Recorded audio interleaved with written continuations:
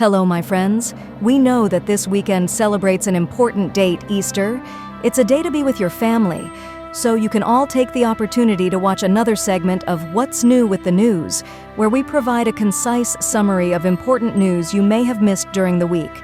As always, it will be divided into segments, so you can choose what interests you the most to watch. YouTube, do we need to bring the megaphone? Whenever you're ready, you can start.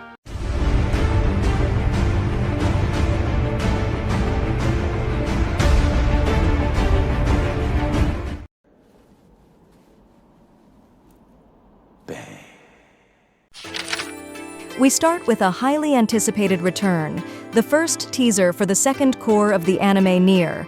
Automata version 1.1a has been released. We know it will premiere in 2024, but still without a set date. Inspired by and based on the popular Square Enix video game, this anime is produced by A1 Pictures Studios, which continue to be very active this year, and directed by Ryoji Masuyama. The trailer for the new Overlord movie titled Overlord, The Sacred Kingdom has been released. This highly anticipated film will premiere in the fall season in Japan. The big news is that it will be produced by Madhouse Studios, which is gradually returning to its level, and where Ions and his group will have to defend this kingdom against the attacks of a terrible demon. When Mappa enters the scene, we pay attention. A new original anime has been announced, produced by the studios that have brought us some recent great successes.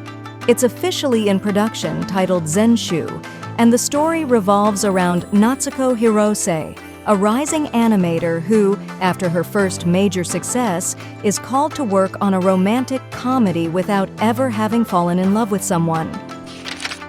Another romantic comedy on the menu, the new trailer for Whisper Me a Love Song, an anime that will premiere in this new spring season on April 13th, has been released. Based on the manga of the same name created by Eku Takashima, the story revolves around Himari, a young student who falls in love with her senpai Yori after hearing her band play on the first day of school.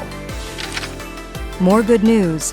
The anime Tales of Wedding Rings, which premiered this year, inspired by the manga of the same name, Square Enix, of course, has revealed on its official website that the anime will have a second season, and almost all of the staff who worked on the first will return. It also revealed a new key visual, and announced that Miyu Tomita will join the cast as Morion. An anime about bowling? Why not? Pony Canyon announced through a small teaser the anime Turkey, which will be broadcast in 2025. It's an original work by the company, produced by Bakken Record Studios, and it's about 5 high school students whose great passion is bowling, clearly inspired by American and Western practice. The second core of one of the best anime of this winter season was announced with a new trailer. It's confirmed that Delicious in Dungeon, which started in January, will indeed have 24 episodes, with the 13th one coming out this week. The opening song will be Unmei by Sumika, and the ending song will be Twinkling Ash by Regal Lily.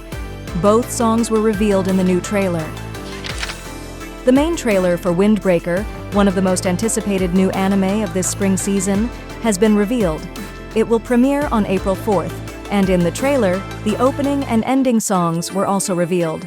The first is Zetaredo, performed by Natori, and the second is Muteki, performed by Young Ki. Stories about delinquents seem to be in fashion. To close this segment in grand style, we have one of the most anticipated announcements by fans. After its premiere in January, and on the day the last episode of the first season will be released, the second season of Solo Leveling was announced with a teaser. And what will be the name of this second season? Arise from the Shadow. It seems that Jinwoo's story is just beginning.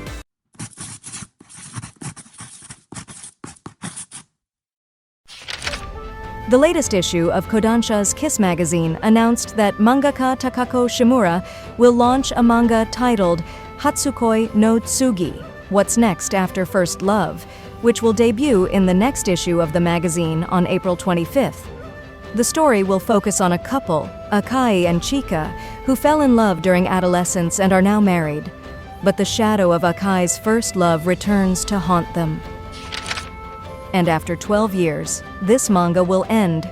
The magazine Monthly Afternoon, announced in its latest issue that the manga Land of the Lustrous, created by Haruko Ichikawa, will conclude in the next issue, which will be released on April 25th, ending a 12-year journey.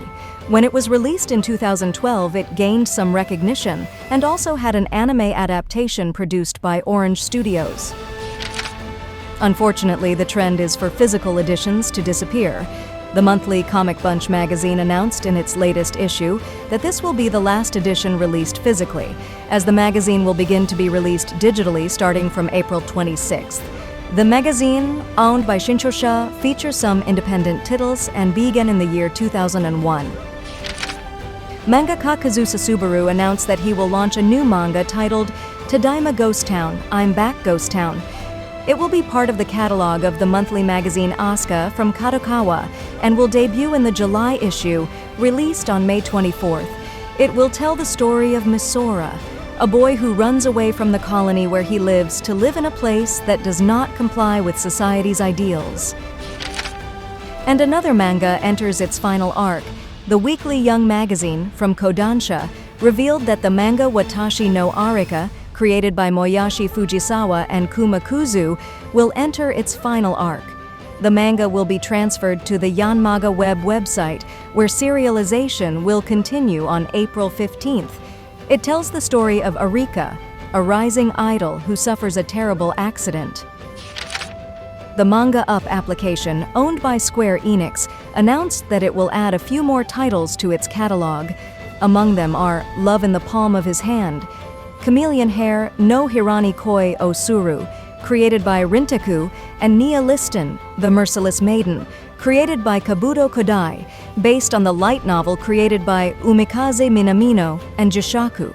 Lofty Flower, Fall for Me, Takane no Hana Nara Ochitekoi, created by Ayano Natsume, is also noteworthy.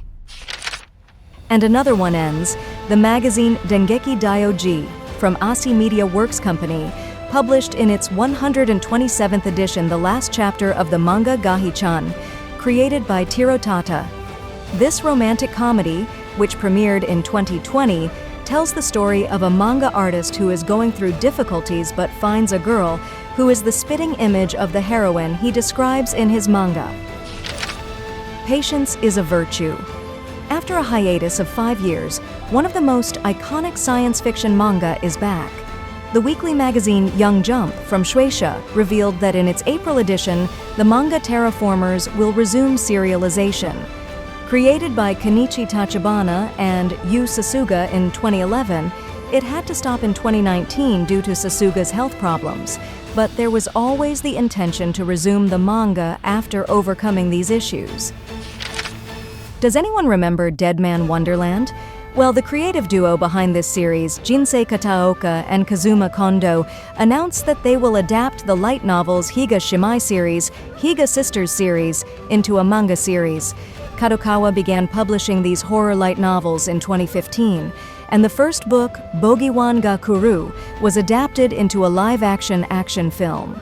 You shall not pass! We start with a bombshell. Producer Jerry Bruckheimer, who needs no introduction, confirmed that the Pirates of the Caribbean film franchise is set to be rebooted in the next installment, which will be the 6th film. He also mentioned that it's easier because they don't have to wait for certain actors, adding fuel to the rumor that the lead role will be played by a woman, in this case Margot Robbie, and without Johnny Depp.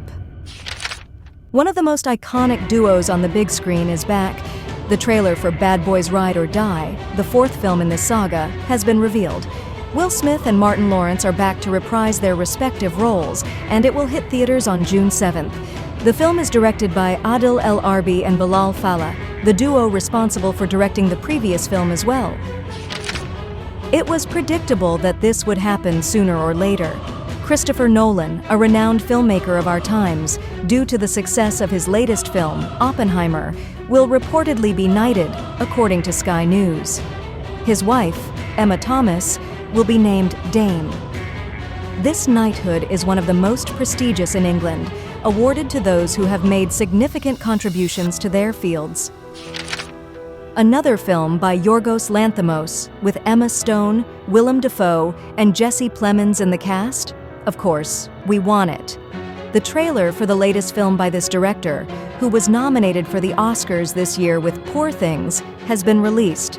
As usual, Emma Stone is the main protagonist in a film that promises to be a fable with 3 different stories that intertwine with each other.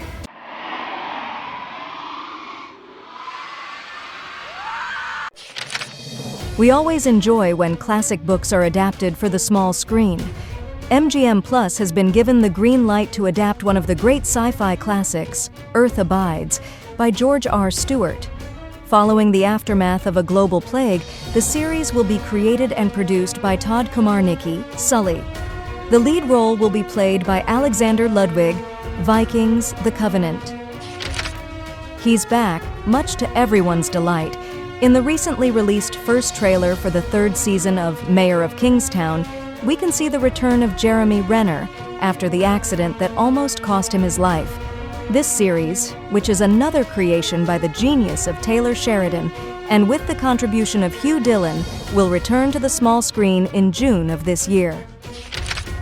If you don't know this series, you're not living on this planet. Claire Danes, lead actress, and Howard Gordon, creator, the duo behind Homeland, will reunite once again, this time on Netflix, for The Beast Within, a limited series, a mystery thriller revolving around Aggie Wiggs, an author who experiences a tragedy in her life and withdraws from public life, unable to write. And to finish, something that won't please some people. After just 1 season, the series Death and Other Details will cease sailing on Hulu and has been canceled. The police drama led by Mandy Patinkin lasted only 1 season, but will remain in the streaming company's catalog. With 10 episodes, it didn't have the expected impact and received some criticism.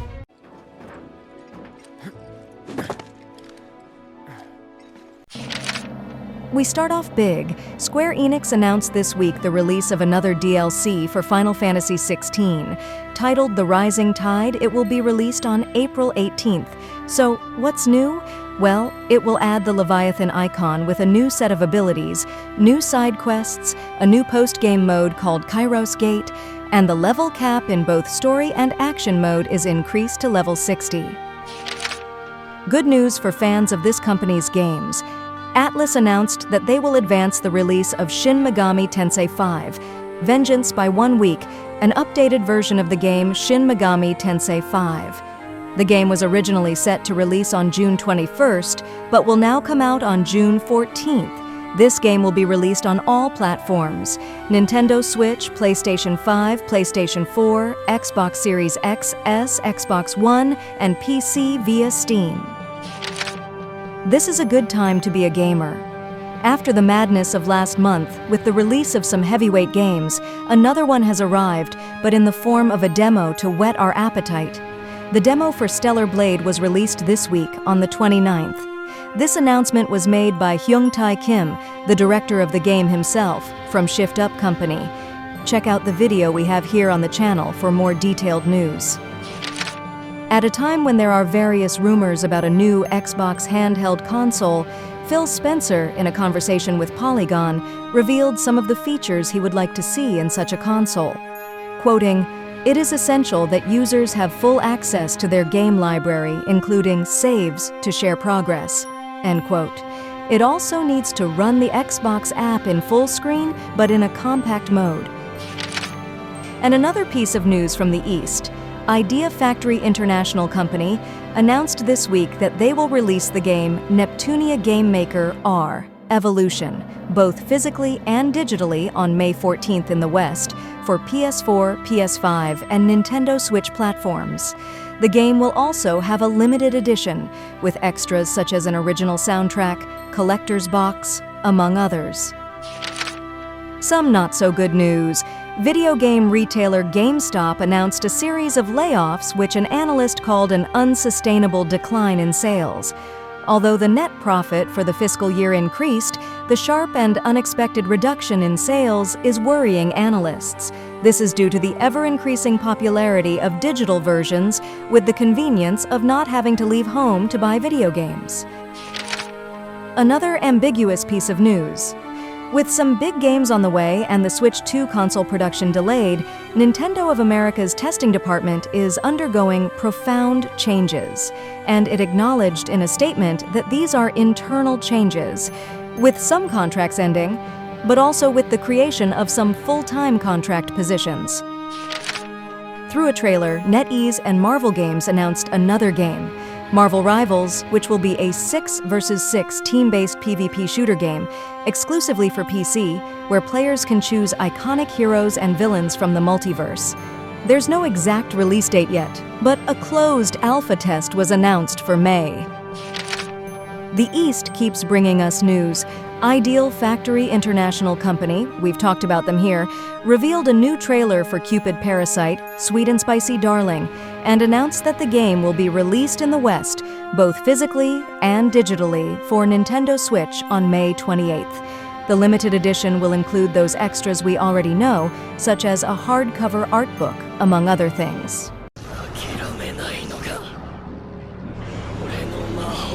And just like the packages of almonds on this occasion, which run out very quickly, our video has also come to an end.